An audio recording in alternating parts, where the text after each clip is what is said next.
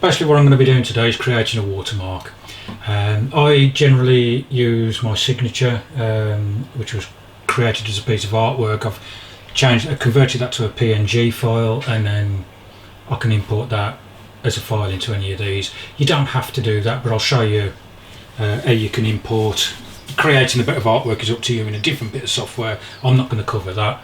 But what we're going to do is, first of all, we'll do a standard text one. So when you're in Lightroom, you've got a picture. It's best to have a couple of watermarks to suit your different pictures. A lot of my black and white are dark, so I tend to use a light one. This particular picture, there's a lot of white, so we're going to use a black one on this one. I haven't got a black one, so we're going to create one from scratch, so you can see how easy it is to do. Basically what we do is, if you go up into Edit and come down to where it says Edit Watermarks and click on that, this brings up this box here. It's a starting point, and this will start you off with a basic watermark. You've got all your options there. What comes up in the box here is what appears as your watermark. You can see here it's bottom left hand corner. I'll show you how to adjust the position of wherever you for it. So let's get started. So first of all, I'm just going to change that because that's an old thing. That's nothing to do with Lightroom. So we've got Dylan Reynolds. That's me, as most of you know. Still appears here in bottom left.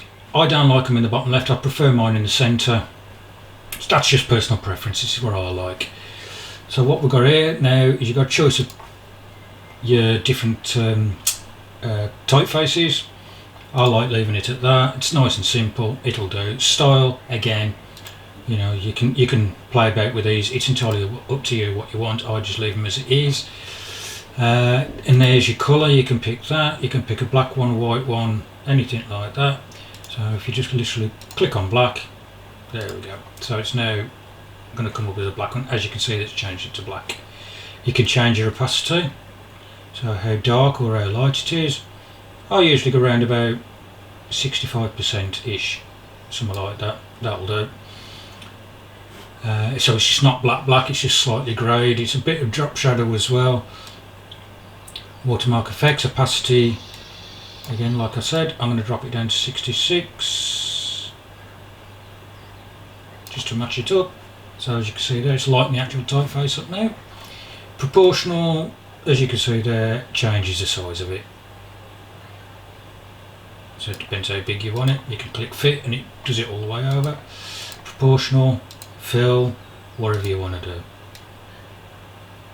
So we'll just slide that up slightly. Save there. These again, you can move your offset, how far in from the left, how far in from the right, how far from the top, bottom, up to you. Now this is where your actual position of your watermark falls in. As you can see, bottom left, that indicates that. If you click that, drops into the centre, click that, drops into the right. You can have it in the centre, at the top left, wherever you want. Like I say, I like on bottom centre, just my personal preference. And you can save that and ask you what you want to call it. So I'm just going to call this test watermark 1. Now to apply the watermarks, obviously here it shows it's not actually in the picture yet. What you do is you add this when you export the picture. So it's up to File, Export. Here's your export preferences. Whenever you're doing, whatever you're doing for your export, if you're doing it for one of the comps or PDIs for David, you pick your file sizes here, resize to fit 1600, etc, etc. But right down at the bottom is where we've got watermark. Now as you can see, I can't spell, but you tick watermark and you've got a drop down box now, and as you can see, test watermark has appeared. So we click that and that's what's going to happen, and then we export, and that's exported. Just check where that's actually gone because I didn't change the folder. Right, there's the print comp. Right, okay, so that should be on my desktop.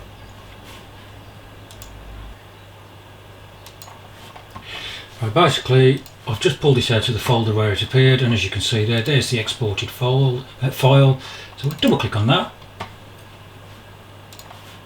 and there you go. There's a JPEG with the watermark on. Simple as that. Now,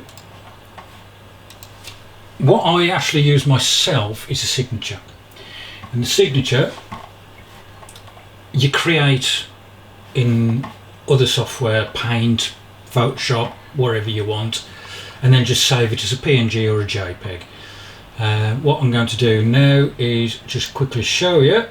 Again, edit watermarks. We're going to create one. What you do this time is where it's got image options here, is you can choose a file, PNG or JPEG image. So if you click choose, it brings up wherever you were last time. And I've got a folder here with all my DRP stuff in. And as you can see, I've got different logos for different things.